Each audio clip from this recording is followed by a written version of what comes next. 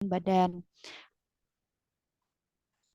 Baik, di sini untuk identitas pasien yaitu namanya Tuan W, jenis kelaminnya laki-laki, umurnya 64 tahun, alamatnya di Nangka Timur, Semarang, statusnya sudah menikah, suku Jawa, agama Islam, pekerjaannya sudah pensiunan, non rekam medik 62 sekian sekian sekian. Untuk anamnesis dilakukan di Poliklinik Kulit dan Kelamin RS Rumani Semarang pada tanggal 13 Desember 2022 pukul 10.25 waktu Indonesia Barat secara autoanamnesis.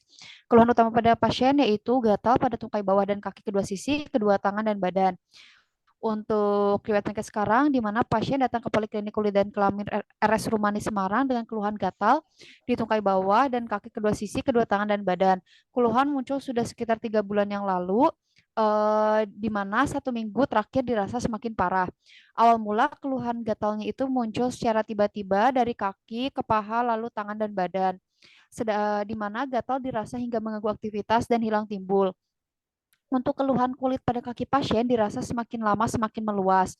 Adapun yang memperberat keluhan gatal pada pasien yaitu saat malam hari dan pasien mengaku keluhan sempat membaik saat diberi obat CTM. Keluhan lain yaitu seperti perih, rasa terbakar, kebas, dan keluhan lainnya disangkal. Untuk riwayat penyakit dahulunya di sini keluhan serupa disangkal penyakit asma, alergi itu disangkal. Untuk konsumsi obat, riwayat konsumsi obat itu diakui pasien sempat mengonsumsi CTM. Untuk riwayat diabetes mellitus diakui sudah 27 tahun dan kontrol rutin. Riwayat dermatitis yaitu yang ditandai dengan luka basah atau belenya pada riwayat penyakit dahulu juga disangkal. Riwayat penyakit keluarga itu keluhan serupa asma ataupun alergi disangkal. Di sini riwayat pribadi dan sosial ekonomi pasien. Pasien adalah seorang pensiunan dan mengaku merasa banyak pikiran setelah pensiun dari pekerjaannya, yaitu sebagai salah satu pegawai di PLN. Dikarenakan setelah pasien pensiunan, itu kegiatan pasien hanya di rumah saja.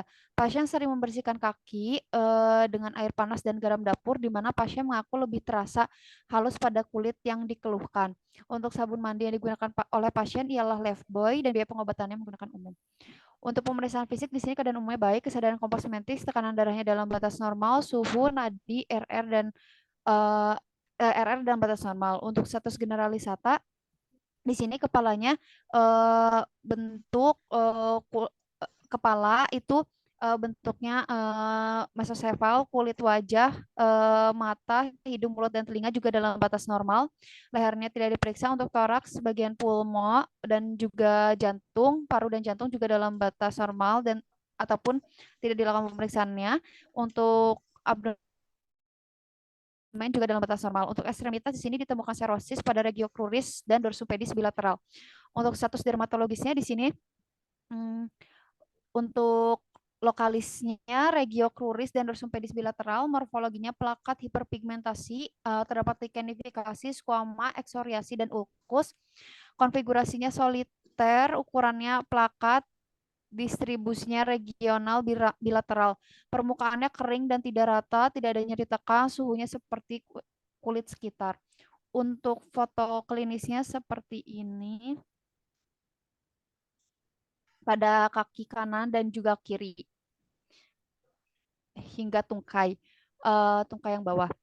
Pemeriksaan penunjangnya tidak dilakukan. Untuk diagnosis bandingnya adalah dermatitis atopik dan dermatitis numularis. Diagnosis kerjanya dari pasien ini adalah lichen simplex chronicus.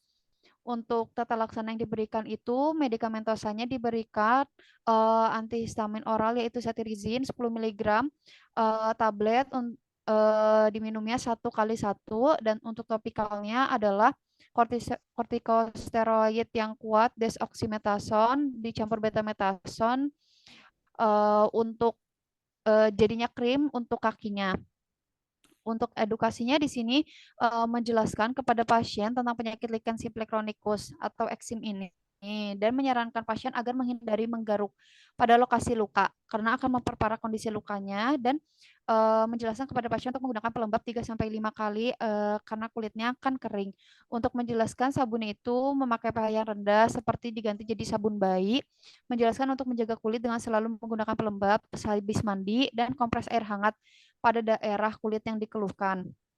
menjelaskan untuk menghindari debu dengan cara menjaga kebersihan sekitar seperti lantai dan karpet dan hindari hal-hal yang mencetuskan kekambuhan. Misalnya dengan melakukan manajemen stresnya. Menjelaskan kepada pasien untuk obat oral diminum dan krim dioleskan pada daerah lesi secara rutin. Untuk prognosisnya di sini quo et vitame et bonum, quo et saname dubia et malam, quo et functioname et bonum, quo et kosmetikanya dubia et bonum. Oke, sampun dokter. Oke. Orang lichen simplex chronicus itu pada umumnya berhubungan dengan atopik. Jadi kalau ketemu pasien lichen simplex atau mularis, coba dilihat di wajahnya. Ya, saya selalu bilang sama koas, atopik itu kelihatan banget dari wajahnya. Kita lihat hiperpigmentasi infraorbita, mata panda, kantong mata itu udah tanda-tandanya orang atopik. Sehingga nanti biasanya edukasinya juga sesuai dengan atopik nanti ya, seperti sabun, makanan dan lain-lain sebagainya.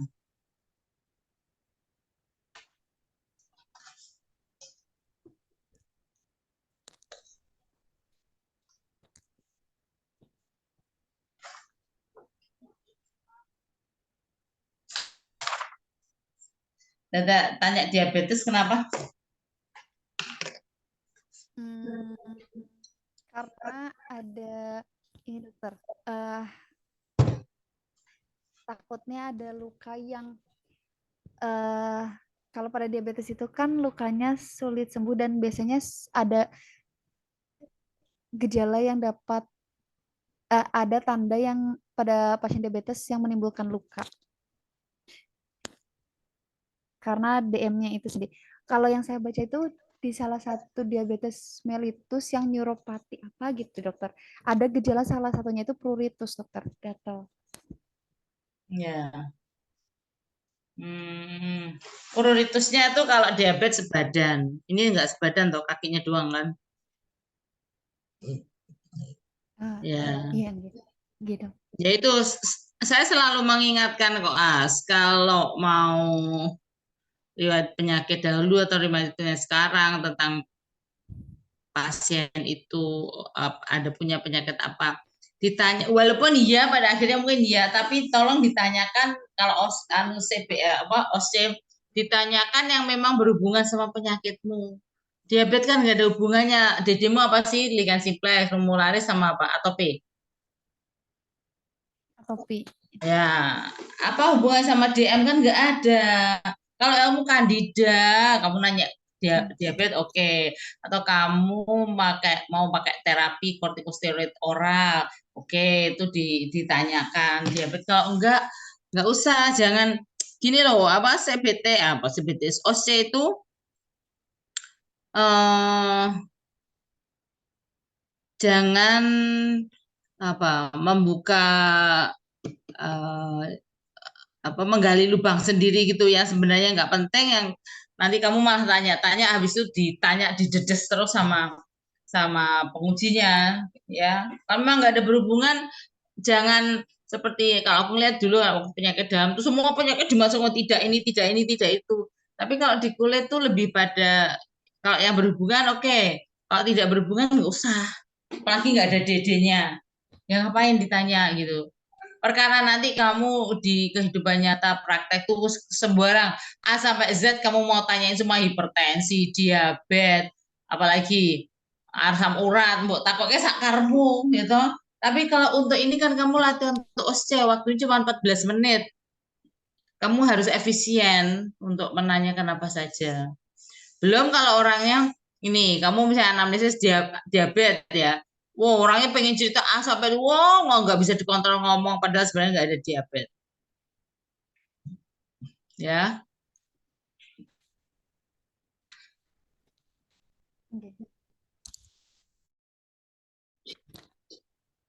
kamu kasih obatnya apa tuh? Obatnya Obatnya diberikan cetirizine dokter untuk yang oralnya karena pasien gatal, sama yang kuat karena desoksymetason dicampur betametason karena lesinya yang udah meluas dan itu dok.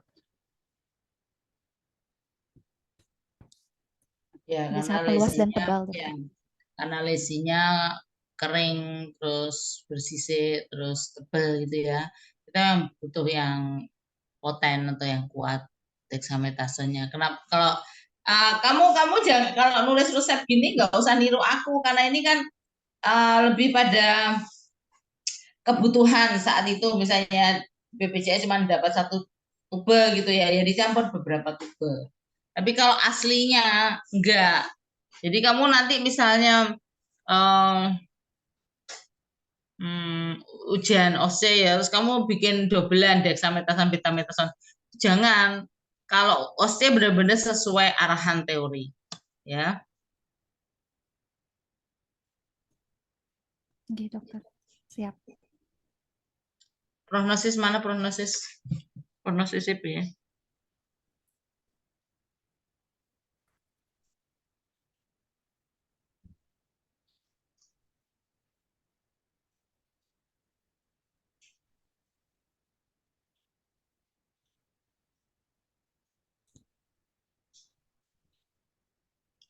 Oke. Dubia namanya dubia. Malam. Oke. Fungsional benar dubia benar. Oke.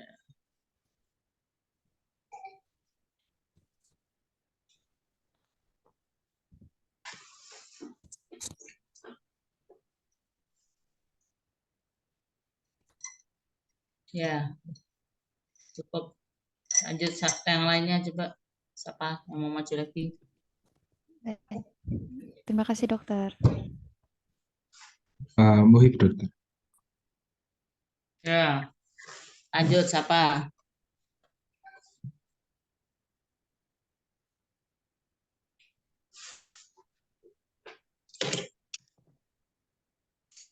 Di sini laporan kasus. Bismillahirrahmanirrahim. Assalamualaikum warahmatullahi wabarakatuh. Di sini untuk laporan kasus untuk identitas pasien Tuan K, jenis kelamin laki-laki, usia 79 tahun, alamat di Semarang, status sudah menikah, agama Islam. Kemudian anamnesis dilakukan di Poliklinik Kulit Rumah Sakit Rumani pada tanggal 16 Desember 2022 secara autoanamnesis dengan keluhan utama gatal pada seluruh badan. Jadi pasien datang dengan keluhan gatal sudah sejak 2 bulan. Awalnya itu ada seperti penebalan pada kaki, lalu menyebar sampai ke tangan, sampai ke seluruh badan, di mana jika ada yang sembuh itu akan muncul di tempat lain. Rasa gatal ini sering digaruk oleh pasien sehingga mengganggu aktivitas dan tadi kan sempat ada sembuh terus muncul di tempat lain. Nah, sembuhnya itu pasien sudah mencoba diobati dengan obat herbal itu juga mendingan dan juga pernah dibawa ke vaskes dengan diberikan cetirizine dan di prostakrim itu sembuh tapi memang muncul kembali. Kemudian keluhan lain itu sudah terdapat nyeri, ada perih tapi tidak ada demam. Kemudian untuk riwayat penyakit dahulu tidak ada keluhan serupa, diabetes tidak ada, alergi juga tidak ada, keluarga itu keluhan serupa tidak ada, alergi juga tidak ada. Untuk riwayat pribadi sosial, pasien sudah tidak bekerja dan kegiatan kesehariannya itu kebanyakan hanya beraktivitas di dalam rumah bersama cucunya. Pasien menggunakan BPJS, kesan ekonomi cukup. Kemudian untuk pemeriksaan fisik, keadaan umum tampak sakit ringan, kesadaran kompos medis. Kemarin untuk tanda vitalnya tidak ada data. Kemudian untuk status generalisata dalam batas normal, kecuali pada yang dermatologis. Nah, untuk status dermatologisnya, untuk lokasi itu ada pada kedua tangan, kedua kaki sampai ke paha, kemudian ada pada dada, punggung dan juga perut. Untuk morfologi tangan itu terdapat lignifikasi, squama, krusta, kemudian kaki itu ada lignifikasi, kemudian ada krusta, kemudian pada paha itu ada plakat dengan dasar eritem dan juga squama, kemudian pada dada itu ada papul hiperpigmen. Dada itu papul hiperpigmentasi, sementara kalau di punggung itu plakat tapi hipopigmentasi, dan di perut itu juga plakat hiperpigmentasi. Untuk ukurannya plakat, distribusi generalisata. Kemudian untuk permukaan itu ada yang tidak rata, tidak ada nyeri tekan, suhu sama dengan sekitar. Ini untuk foto klinisnya pada punggung, kaki. Ini juga masih pada kaki, tangan, dan juga pada dada dan perut. Untuk pemeriksaan penunjang tidak dilakukan. Untuk diagnosis kerjanya dermatitis atopik. Kemudian diagnosis bandingnya ada psoriasis dan neurodermatitis. Kemudian untuk tata laksananya diberikan kortikosteroid topikal, dexoximethasone, dibuat lotion untuk badan, dan dexoxy juga dibikin krim untuk tangan dan kaki. Untuk sistemiknya diberikan cetirizine 10 mg tab 1 kali 1 selama 7 hari. Kemudian ada metilprednisolon 16 mg 2 kali 1 diberikan 10 untuk 5 hari, dan cefadroxil 500 mg 2 kali 1. Kemudian untuk edukasi menjelaskan kepada pasien mengenai penyakit, terapi, serta prognosisnya, memberikan edukasi tentang cara perawatan kulit, menghindari obat-obatan yang tidak dianjurkan dokter. Kemudian untuk perawatan kulit dijelaskan kepada pasien bahwa kalau atopik ini untuk pasien lebih bisa menjaga, seperti menggunakan sabun dengan sabun bayi. Kemudian karena posisi kulitnya kering itu bisa diberikan pelembab, tidak harus sehari berapa kali, ketika sudah merasa kering bisa langsung diberikan pelembab. Itu juga dapat mengurangi agar tidak digaruk. Kemudian ada menjelaskan tentang beberapa faktor pencetus. Itu bisa karena bahan iritan. Jadi kalau misalkan nanti dijelaskan kalau pakaian itu deterjennya, kemudian kalau menggosok baju tidak usah pakai pewanginya itu. Kemudian juga menjelaskan kalau seminimalisir mungkin untuk tidak menggaruk ketika gatal. Kemudian untuk prognosisnya, poet vitamnya etbunam, sanamnya dubia etbunam, fungsionalnya etbunam, kosmetikanya dubia etbunam.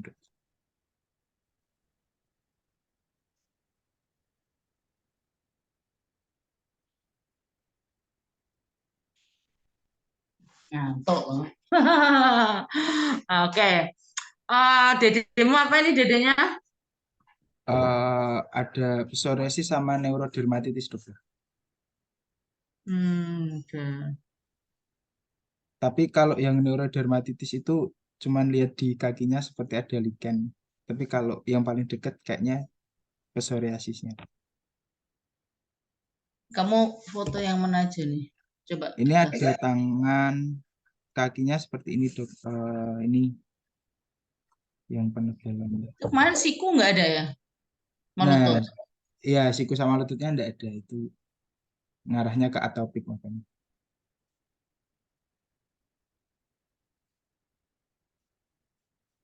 Ya, oke, atopik berarti. Kamu terapi apa itu topikalnya? Pakai kortikosteroid, dok. Dexoximethasone. Sama iya topikalnya itu. Turun-turun dikit, turun dikit. Oke.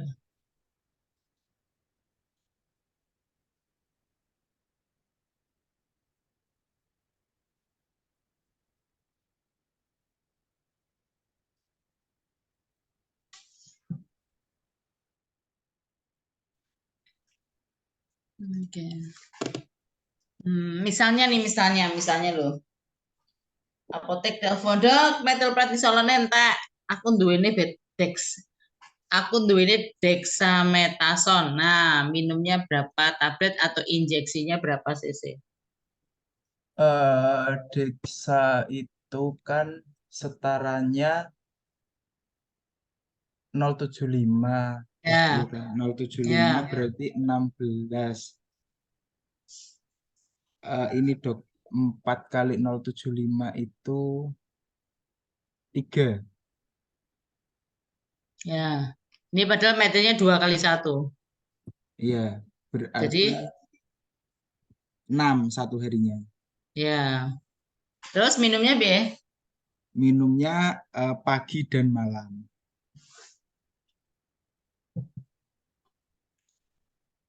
2 kali. Kalau nggak pakai cefadroxil mau ganti apa? Ini kan eh, bisa karena ada curiga infeksi sekunder karena udah nyeri sama perih, antibiotiknya bisa dikasih amoksisilin dok, Ya, 500 berapa miligram. berapa 500 dosis? miligram kalau amoksisilin itu 30 sampai 5 Ini ya, dewasa apa anak-anak? dewasa 3 kali 1 dok setiap 8 jam. Ya, oke. Jadi tadi yang kasusnya Anggita tadi apa? Lichen simplex chronicus dok. Lichen simplex. Ini kamu juga lichen simplex juga ya? Ini dermatitis atopi. Oh, kamu bikin atopi gitu. Atopi. Ya Iya. udah. Kalau kamu ke arah atopik sebaiknya di anamnesis mau di pemeriksaan fisik tuh yang tentang anu tanda-tanda mayor minornya kalau bisa dicantumin ya. Oh, iya. Oh, iya. Karena ada Danny Morgan Line, ada Iya, iya. hiperpigmentasi infraorbita itu ditulis di penemuan di pemeriksaan fisiknya itu.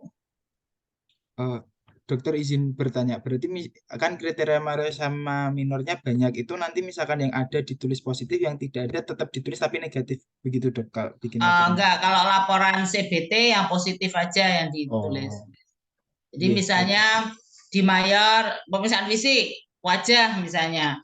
Danny Morgan Line Oh, positif hiperpigmentasi infraorbita positif gitu kan.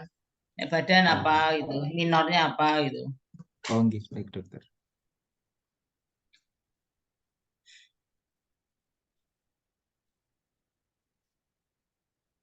Ya ngasih edukasi sama orang-orang gini ini agak susah. Jadi kadang-kadang bahasa Jawanya itu nggugu karepe dhewe gitu. Jadi menurut dia udah benar dia ngasih terapi atau dikasih tetangganya itu udah benar. Kita mau ngomong A sampai Z tuh dia kadang-kadang masih bertanya lagi seolah kita nggak ngomong. Nah itu yang bikin emosi itu kadang-kadang gitu. Ya jadi sebisa mungkin sih sebisa mungkin edukasi sama pasien itu diterangkan dan orangnya suruh mengulang lagi apa yang kita sampaikan. Misalnya nih, Pak, mandinya pakai sabun bayi ya, harus kasih pelembab terus. Masih ingat Pak, sabunnya kudu ngangge nopo? Nah, dia suruh ngulangi lagi. Kalau enggak itu kadang masuk kuping kiri keluar kuping kanan.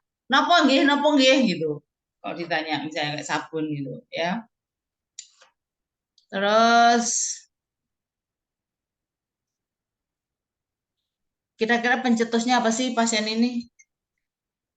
Eh, bisa dari makanan dok atau iritan bajunya seperti pewanginya atau nyucinya. Kemudian dari usia kan juga sudah sepuh, jadi kulitnya juga udah mulai sensitif. Ya. Hmm, di edukasimu apa menjelaskan penyakit, perawatan kulit, oke.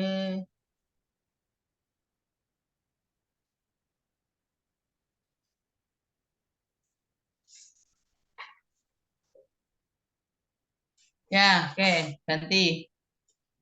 Baik, matur suwun dokter. Selanjutnya Alicia dokter. Ya.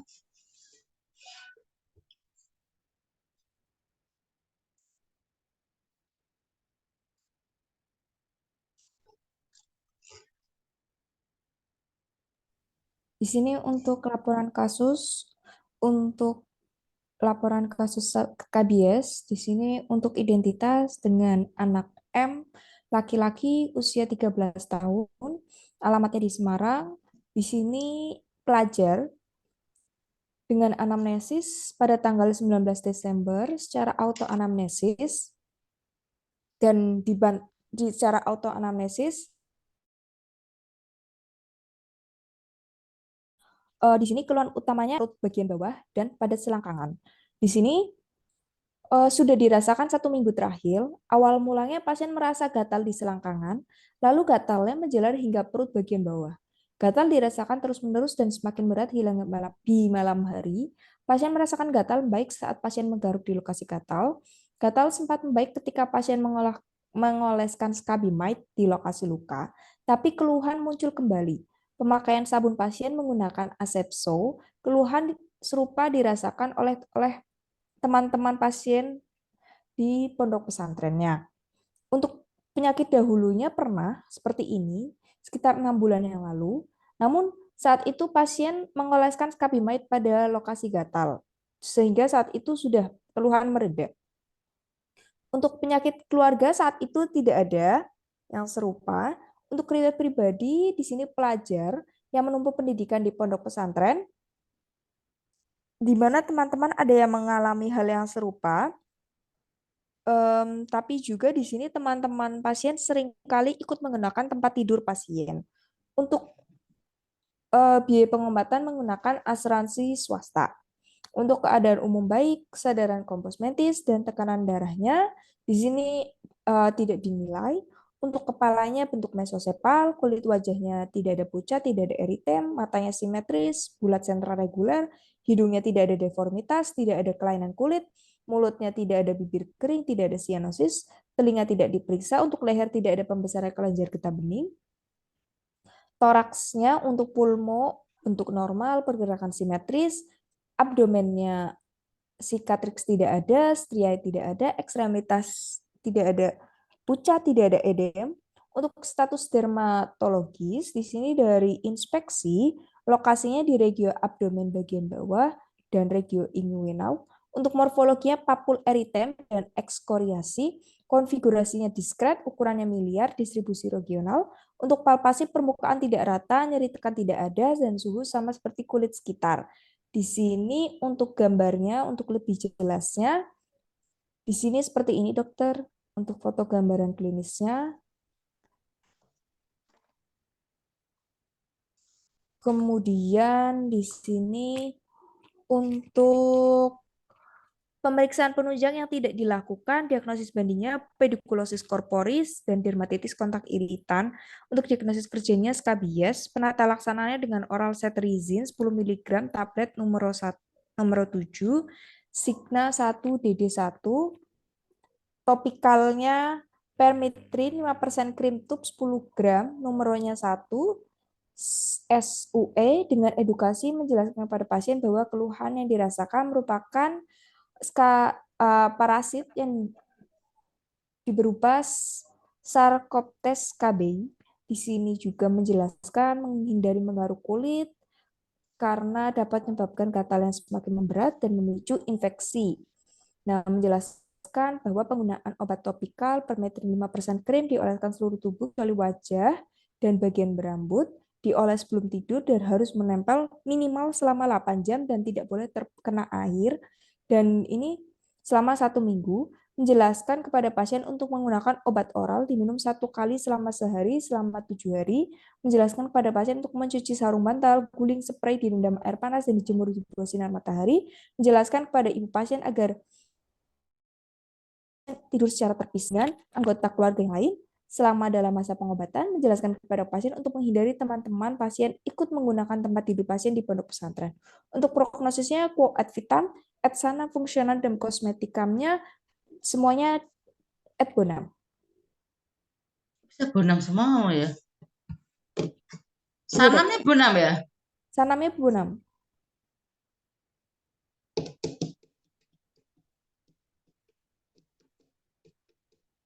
Ya, udah nanti kita pelajari lanjut.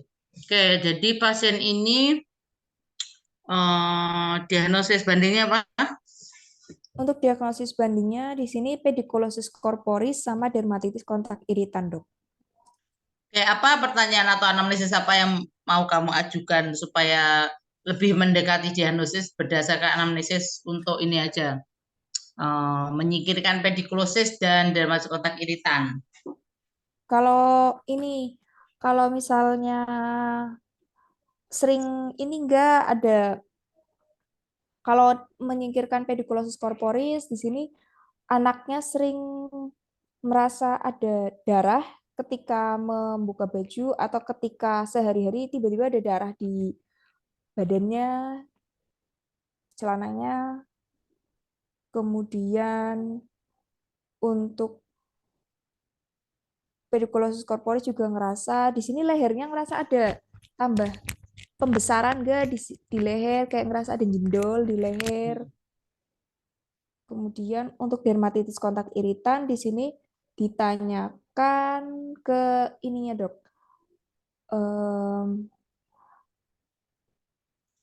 Celananya di sini pakaiannya dicuci dengan deterjen, bersih enggak nyucinya, terus habis itu pakai pewangi enggak. Oke. Itu itu diagnosis badan, diagnosis kerjanya skabies. Oke.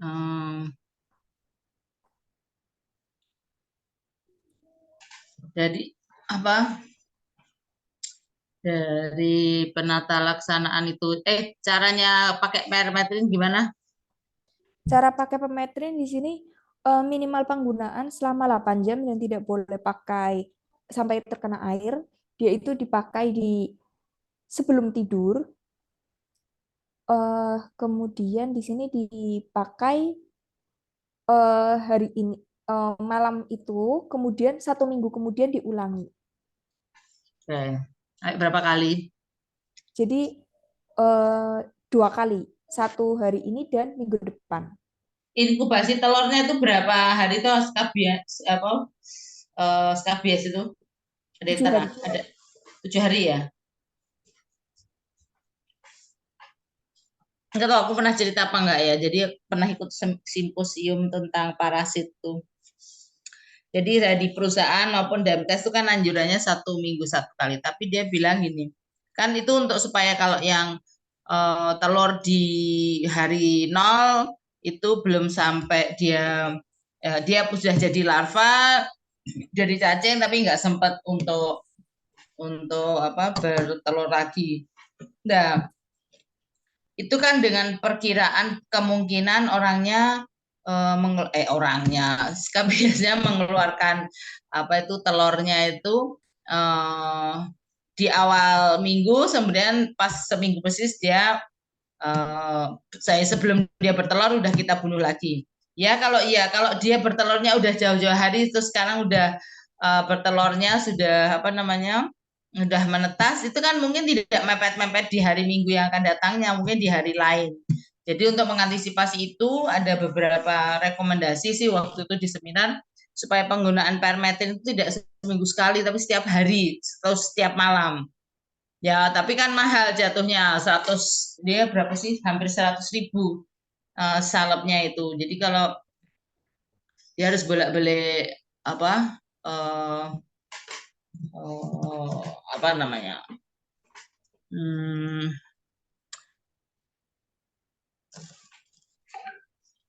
Kalau dia bukan BPJS ya, kita bisa ngasih krimnya banyak setiap hari oleh setiap malam.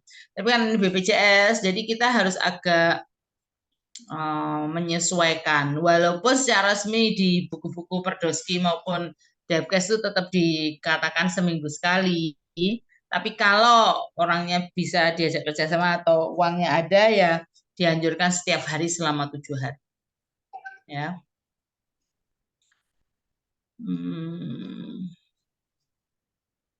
Lihat di itu anamnesis dong, atas.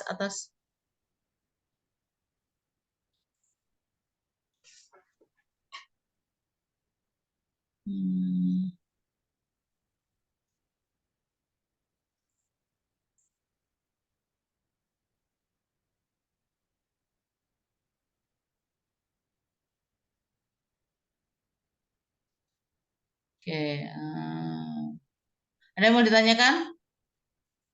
Dokter izin bertanya dokter. Ya. Ini dok, kalau misalnya terapi untuk racikan di sini kadang ada yang pakai Sofeuderm dan Vaseline, kadang Sofeuderm saja. Itu sebenarnya pertimbangannya apa ya dok? Ya, Vaseline itu kan sebenarnya untuk memperbanyak masanya aja, apalagi di daerah yang kulitnya kering, jadi kayak tungkai bawah, tambah Vaseline supaya sekalian untuk sebagai emolien gitu kan. Tapi kalau misalnya kondisinya lokasinya di di dada. Kalau dikasih vaselin itu lengket banget, nggak enak tuh pasti orangnya nggak suka. Jadi kita mempertimbangkan memberikan kayak vaselin album itu juga lihat lokasi lokasi apa namanya lesinya tuh di mana.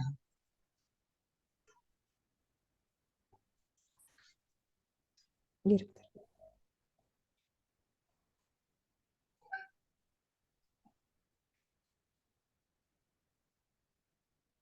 Ada pertanyaan lagi?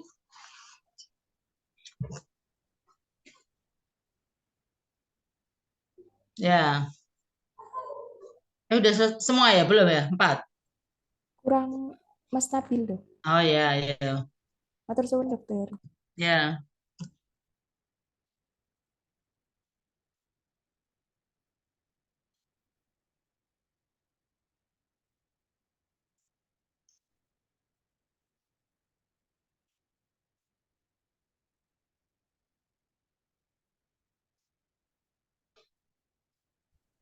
Sudah terlihat, dokter. Ya.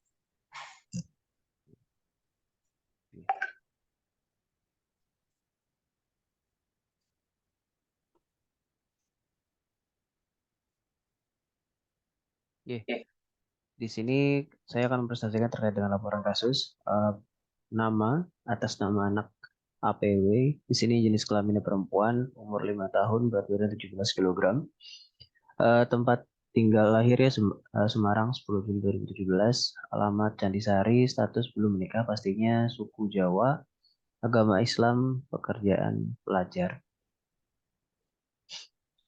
Di sini anamnesis dilakukan di Poliklinik Kulit dan Kelamin di Rumani 16 Desember secara awal anamnesis dengan ibu pasien sebagai pendamping.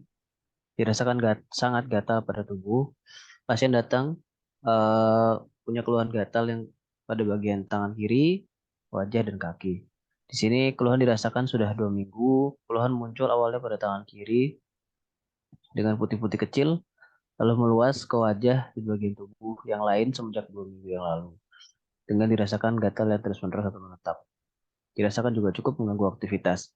Tidak didapatkan yang meringankan keluhan dari pasien walaupun setelah diberikan obat salep acyclovir pada bagian yang dirasakan gatal dan berusaha diberikan perban beberapa hari terakhir untuk menghindari agar tidak digaruk oleh anak itu.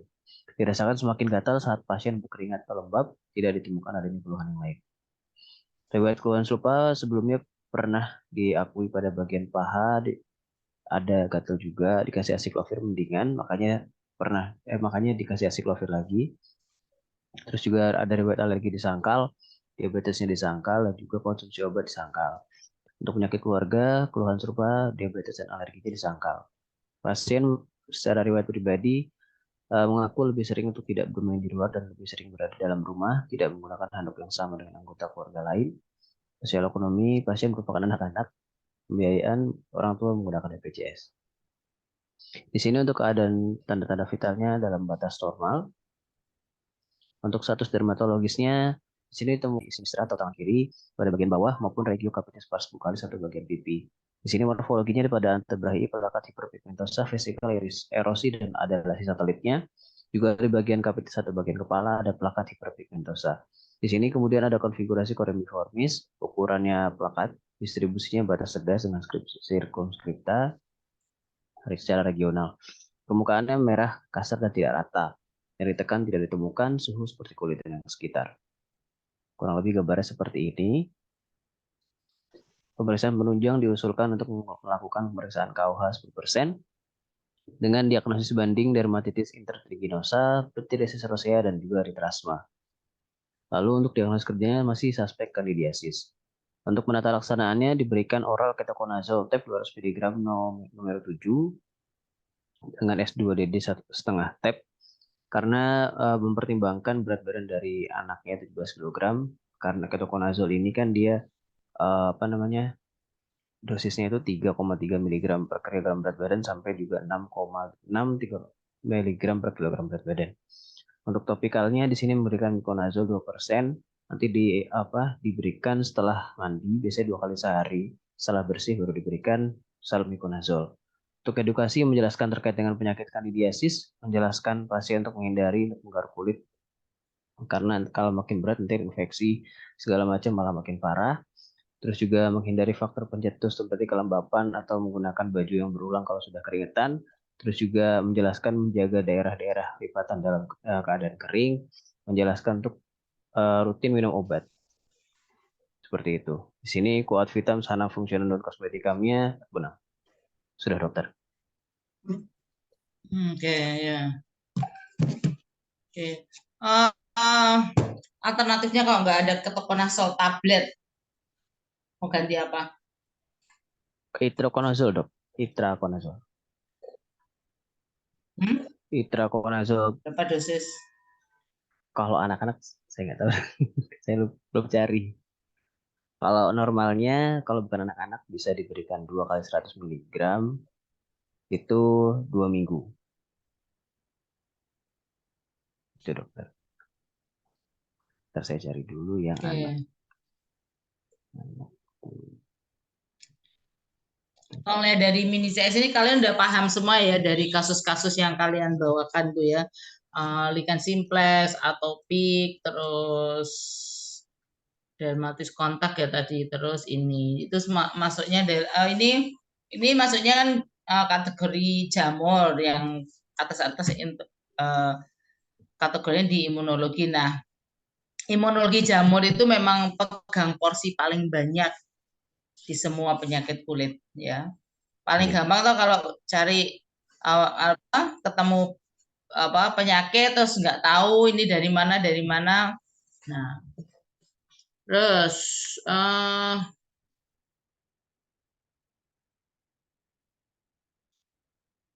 kalau di luar negeri itu mikonazol juga nggak dipakai.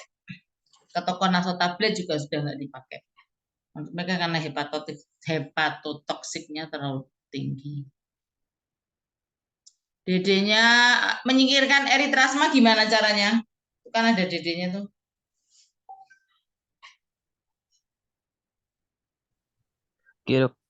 Karena kan eritrasma maupun dari dermatis granulosa itu kan dilipatan, dok. Ini nggak dilipatan.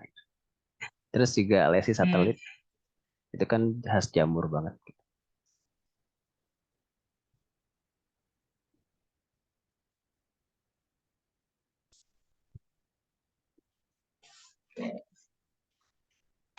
Apa eritrasma? Eritrasma penyebabnya apa sih? Gimana dok? Eritrasma penyebabnya apa?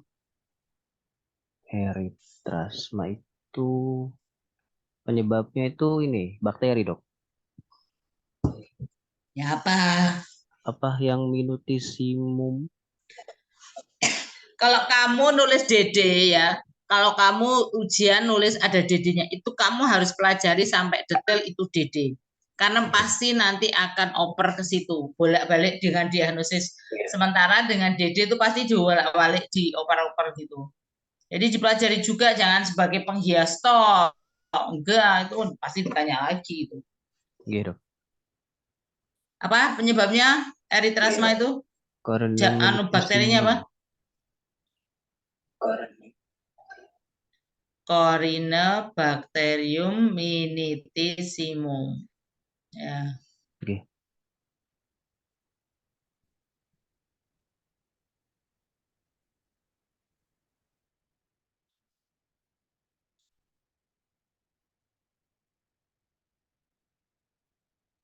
Ya.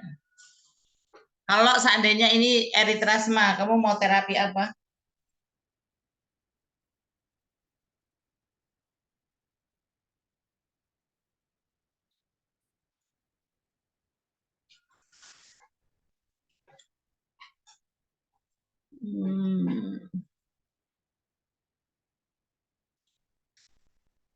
Kalau ini seandainya pityriasis rosea, mbok ganti apa obatnya? Yang topikal. Pityriasis rosea.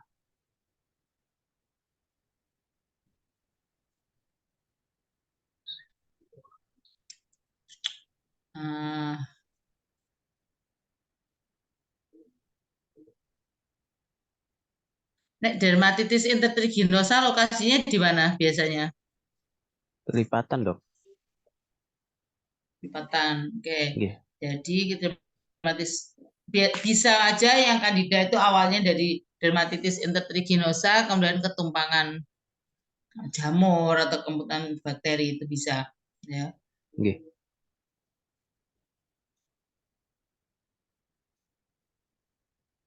Oke, ya selesai. Ini terus ininya kamu mau maju sekalian, apa namanya?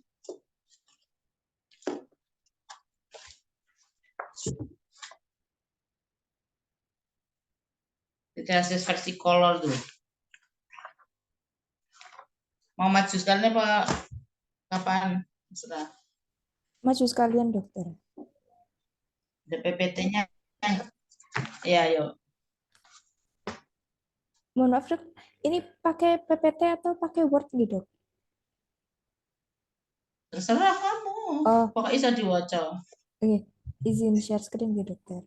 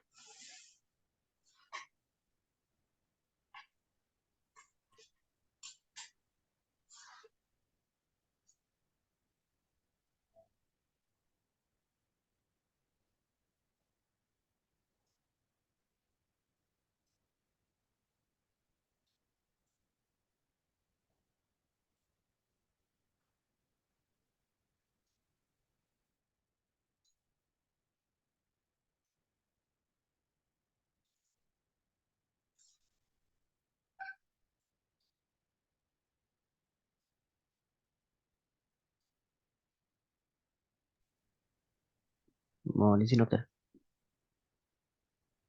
Dimulai nggih. Ya. Ya, Assalamualaikum warahmatullahi wabarakatuh. Di sini kelompok kami insya Allah memulai terkait dengan materi terkait dengan resis vesicolor. Dimulai dari definisi terkait resis vesicolor ini adalah penyakit jamur superficial ringan akibat infeksi kulit kronis oleh jamur lipotifik genus Malassezia sp. Manifestasinya berupa khasnya itu bercak diskret atau ada konfluens dengan perubahan warna yang tertutup skoma halus, terutama pada bagian atas dan ekstremitas proksimal. Lalu untuk epidemiologinya, prevalensi PV di seluruh dunia itu kurang lebih 50% pada daerah yang panas dan juga lembab. Yang dingin itu biasanya cuma 1,1%. Juga merupakan dermatofitokosis yang terbanyak kedua di antara dermatofitosis lain di Indonesia. Etiologinya PV ini sendiri itu berupa jamur lipolifik yang dahulu disebut dengan Pityrosporum orbiculare, juga Pityrosporum oval. Ya, kalau misalkan diklasifikasikan lagi, itu apa namanya, bisa ada satu spesies yaitu Malassezia furfur. Walaupun secara genetik ada kurang lebih Malassezia itu ada 14 spesies, ada furfur, Stringpodalis, globulosa, Optofasa dan lain-lainnya. Yang mana Malassezia itu adalah ragi saprofik dimorfik yang hidup komensal pada kulit terutama di daerah badan, kepala, leher yang cenderung banyak mengandung lemak. Nah, seperti itu. PV itu terjadi karena bentuk ragi yang saprofit pada kulit berkembang menjadi bentuk miselium parasitik dan menimbulkan gejala klinis. Faktor yang mempengaruhi proses itu adalah lingkungan atau kadar-kadar dari karbon dioksida yang meningkat pada kondisi yang oklusif, sebum pada dewasa muda, hiperhidrosis, penggunaan kortikosteroid sistemik, penyakit kasing atau kasing sindrom, kondisi imunosupresif, dan malnutrisi. Kehamilan serta penggunaan kontrasepsi oral juga dianggap memudahkan terjadinya adanya Pityriasis vesicolor ini sendiri. Walaupun memang ada faktor genetik yang poligenik berpengaruh terkait dengan terjadi kerentanan dari PV. Dan hal tersebut cenderung mempengaruhi awitan yang lebih muda pada pasien laki-laki. Tingkat rekurensi terkait dengan PV ini lebih tinggi kalau laki-laki setelah pengobatan. Seperti itu. Nah, terus Untuk perubahan pigmen dan pityriasis versicolor ini, jamur ini mampu menghalangi sinar matahari dan mengganggu proses penggelapan kulit.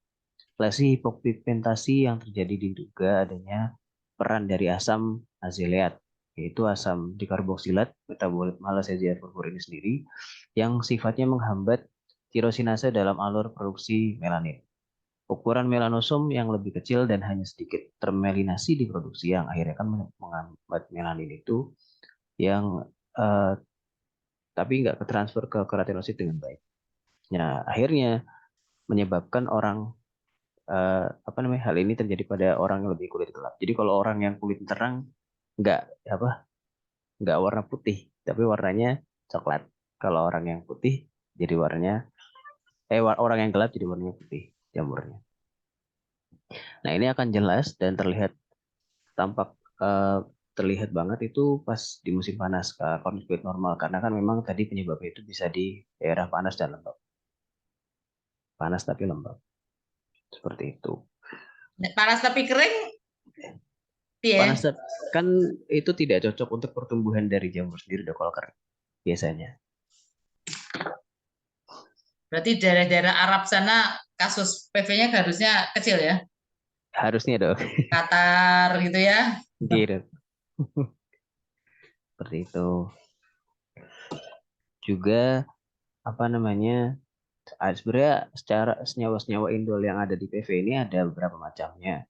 Untuk yang menyebabkan down regulation terkait proses inflamasinya, ada pityriasin yang mengabsorpsi sinar UV, ada pityria lacton juga dia itu yang memberikan warnanya. Terus juga ada Pityria bulbins itu menghambat dari nitrofil yang akhirnya menghambat aktivitas lipogikinase yang akhirnya warna putihnya makin kelihatan berbatas tegas. Ada Malassezin jadi agonis reseptor yang akhirnya hipopigmentasinya bertahan jadi lebih lama. Juga ada indirubin yang menghambat maturasi sel yang akhirnya dia bisa lebih matur terkait dengan PV-nya itu sendiri.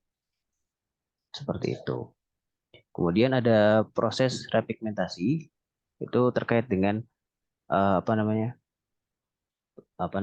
metabolit dari Malassezia yang memiliki efek toksik pada melanosit, yaitu dari tadi kan ada asam dikarboksilat dan juga ada lipoperoxidase yang mana itu ada di Malassezia furfur atau 14 spesies Malassezia yang tadi.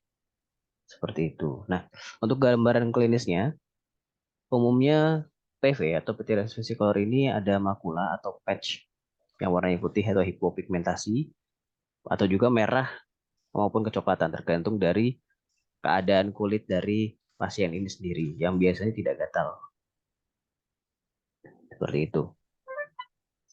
Nah, penggunaan terminologi versicolor sangat sesuai untuk penyakit ini karena warna squama bervariasi. Tadi kan karena kulitnya pasien, pigmentasi lesi yang muncul bervariasi tergantung dari warna pigmen normal pasien. Paparan sinar matahari juga berpengaruh, juga terkait dengan daerah derajat keparahan penyakit. Ini ada gambaran-gambaran terkait dengan orang PV atau pityriasis versicolor yang A, yang satu itu ada bentuk makuler, yang B bentuknya populer, ada perifolikuler, ada lesi hipopigmentasi yang hiperemia akibat respon inflamasi peningkatan melanin. Terus juga ada lesi hipopigmentasi batas jelas dengan squama tipis. Oke. Untuk diagnosis bandingnya, bentuk gambaran klinis dari PV bervariasi dari putih ke kuningan, kemerahan hingga coklat terkait dengan 3 hal tadi. Tingkat derajat keparahan, warna kulit pasien maupun dari sinar matahari. Nah, oleh karena itu, diagnosa banding untuk PV dibedakan pula menurut warna lesi yang muncul dari hipopigmentasi atau hiperpigmentasi. Nah, diagnosis banding PV dengan lesi hiperpigmentasi antara lain ada Tiras rosea, erythrasma, dermatitis seborrheic, dan juga tinea Untuk diagnosis PV yang hipopigmentasi ada vitiligo, terus juga MH, maupun Hansen, juga ada tris alba, juga ada apa sih tadi itu yang keempat ya? PV, Vitiligo. ya itu Ah. Vitiligo, MH, psoriasis alba, sama itu. Dah.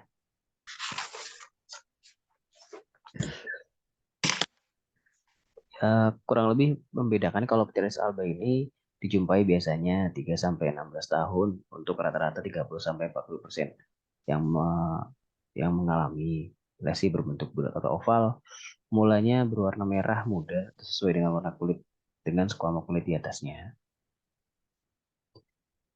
Juga pemeriksaan menggunakan lampu Wood ini dibedakan kalau pemeriksaan menggunakan lampu Wood itu dapat dibedakan dengan vitiligo, adanya batas yang tidak tegas dan lesi yang tidak amelanotik.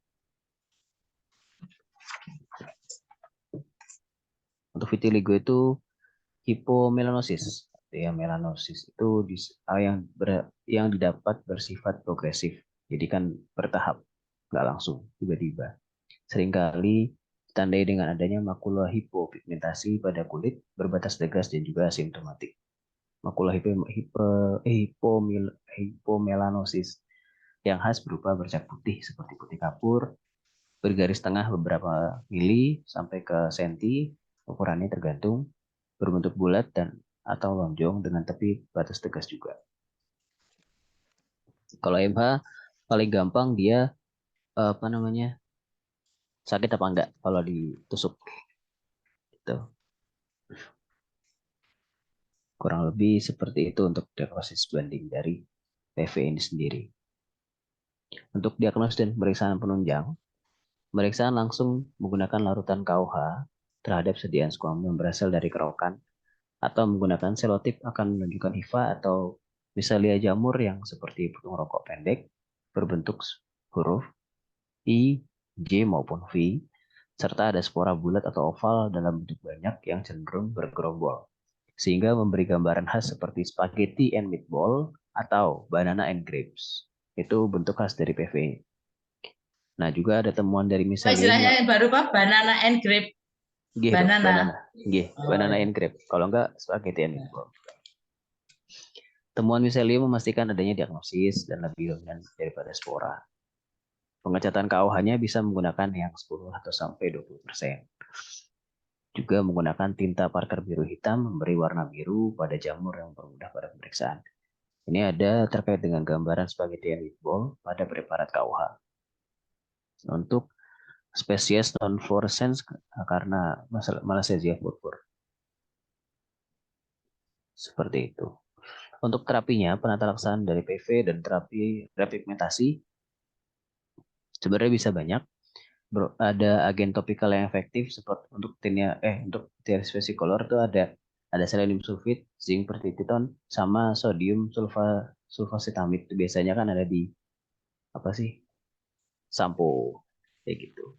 Itu biasanya juga bisa diberikan untuk yang terkena PV kan.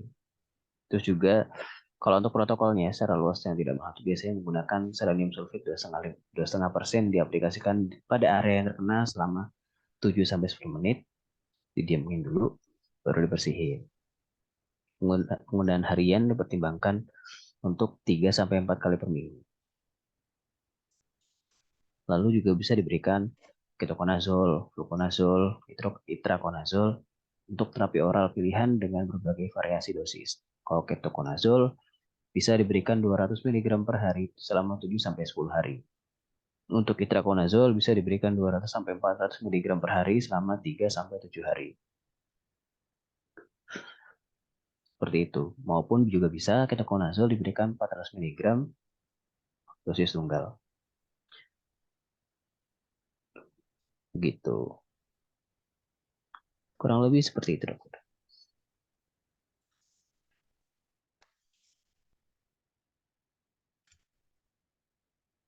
Ya.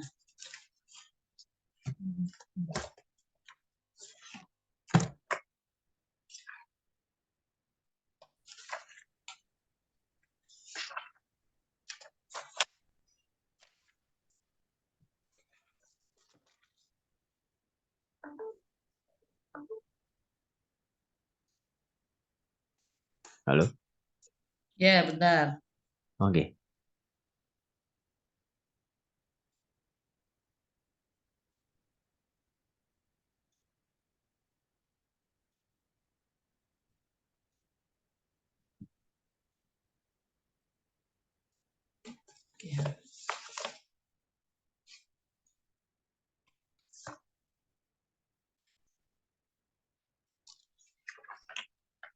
Kepustakaannya kalau bisa nggak boleh lebih dari berapa ya, 10 tahun ya.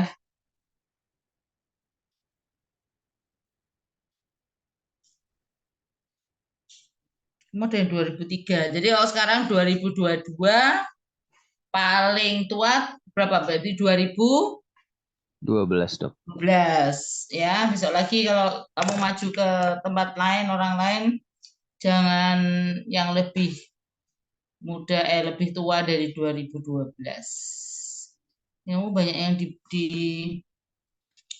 apa namanya, yang 2012 cuma yang Fitzpatrick.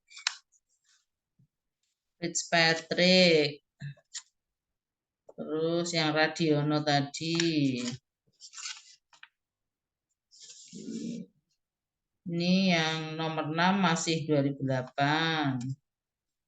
Nomor 1 2010. 2009 nomor 7, 2010. Dan 2003. Ya, besok lagi jangan yang lebih tua dari 2012 kalau pas masih tahun 2022. Nanti kan udah masuk 2023 berarti nggak boleh kurang dari 2013. Ya. Jadi PV itu sebenarnya kan orang bejaji loh. Maksudnya sebenarnya dia tidak mempengaruhi kesehatan kita sebenarnya loh. Mau dia banyak kebak PV seawak pun dia tidak merasa maksudnya sakit kayak orang flu, demam nggak sakit, nggak terganggu dan sebagainya. Tapi itu lebih pada menunjukkan bagaimana higiene sanitasi dia, bagaimana imunitas dia.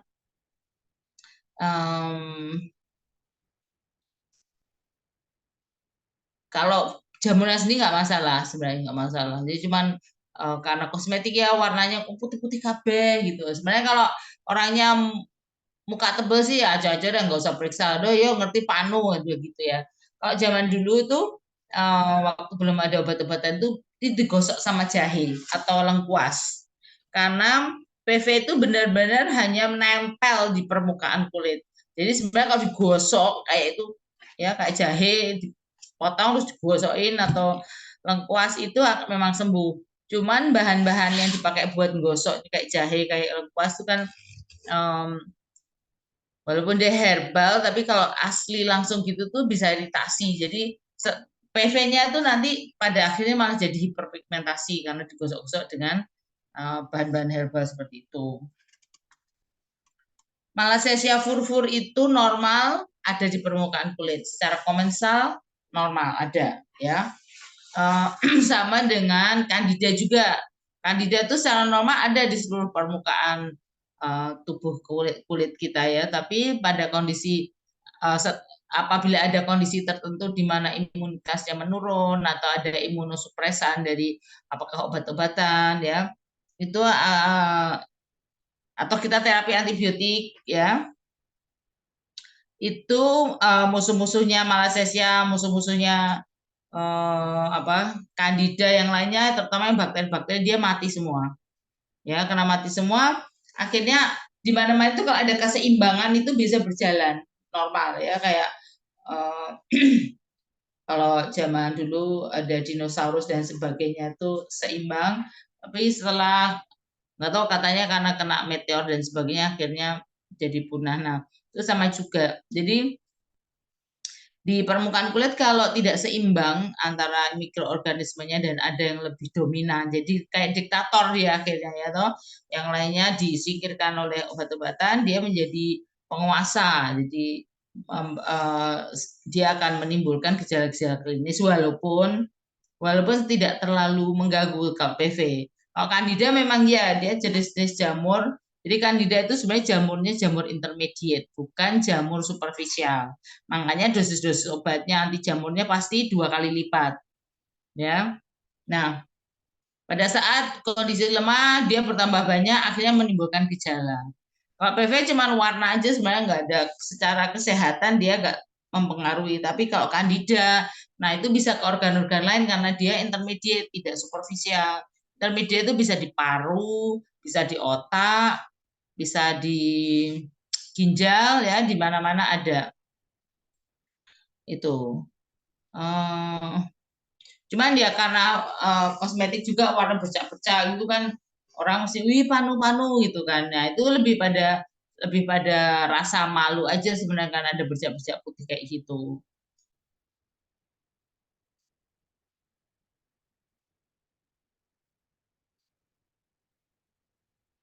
Iya, ada pertanyaan untuk PV. Nggak terlalu, sebenarnya dia nggak terlalu menjadi masalah. Lebih pada masalahnya karena secara kosmetik tidak bisa diterima karena ada bercak-bercak putih, ada bercak-bercak coklat gitu. Dok, saya mau tanya. Iya. Untuk PV ini kan tetap ada apa namanya gatal gitu ya, Dok. Apakah ada kemungkinan PV ini memberikan rasa gatal yang sangat seperti Candida atau gimana, Dok? Enggak, karena dia di superficial toh. Dia hanya nempel di atas stratum corneum, sehingga tidak memicu terjadinya gatal yang berlebihan. Kecuali mungkin pas keringetan, dia mulai agak gatal, tapi enggak sampai yang kayak orang atopik yang garu-garu atau orang skabis yang garu-garu sama malam itu enggak. Dia biasanya habis mandi dia enak, ya karena kotorannya udah terbilas, terus keringat-keringatnya udah terbilas, dia lebih enak.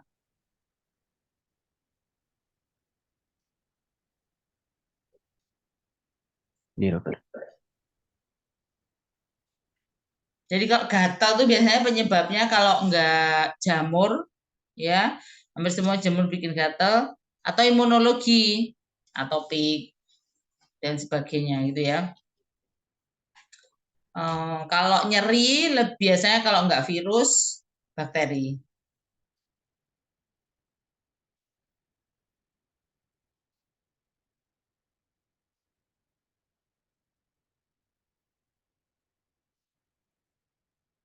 Ada pertanyaan? Izin bertanya, dokter. Ya, Berarti hari Senin ini udah mulai ngambil kasus untuk Mosler nggak, dok? yes. Kemudian Pasiennya ujiannya, harus baru ya. Pasiennya harus baru. Nggak gitu. boleh kontrol. Ujiannya hari Rabunya, dok. Ya, Rabu boleh, Rabu malam gitu. Rabu malam. Ada yang kurang nggak kalian itu kasus-kasus atau apa yang belum terisi DOPS, mini CEX, bedside teaching atau apa-apa itu? Alhamdulillah untuk mini CX sudah 2, CPD-nya sudah 1, refleksi kasusnya juga sudah tadi Oh, barusan, ya, dok. ya oke. Ada pertanyaan lagi? Dok, nuhun sewu. Untuk Moslernya itu sistemnya bagaimana nih? Ya, ada pasien baru ya. Seperti biasa lah kamu anamnesis dan sebagainya kalau aku belum datang. Nanti kalau aku datang kita lihat, oh, oke ini buat kasus boleh. Terus dibikin laporannya pakai kertas apa tuh namanya garis-garis tuh. Folio, dok. Polio, dok. Folio, tulis tangan. Ya, tulis tangan. Nanti kalau misalnya Senin bisa dapat semua ya alhamdulillah. Kalau enggak ya nanti Selasanya sampai kita ada waktu sampai Rebo. Ya, tapi yang jelas Rebo malam sudah harus ujian. Biar nanti Kamisnya tinggal santai-santai tanda tangan buku-buku atau Jumatnya tanda tangan buku sehingga enggak ke susu Jumat itu soalnya harinya pendek. Yang kita terakhir hari Jumat kan. Itu.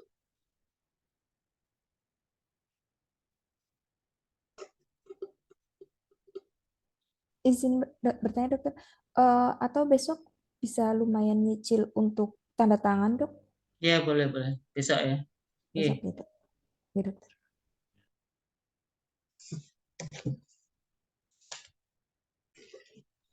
Insya Allah sudah tidak ada yang ditanyakan, dokter. Oke.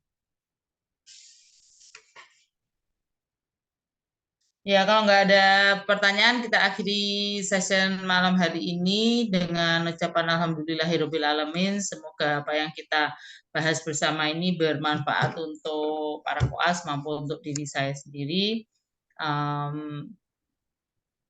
Terima kasih atas perhatiannya. Assalamualaikum warahmatullahi wabarakatuh. Waalaikumsalam warahmatullahi Waalaikumsalam wabarakatuh. warahmatullahi Terima kasih, wabarakatuh. dokter. Terima kasih Yuk, banyak, dokter. sama-sama.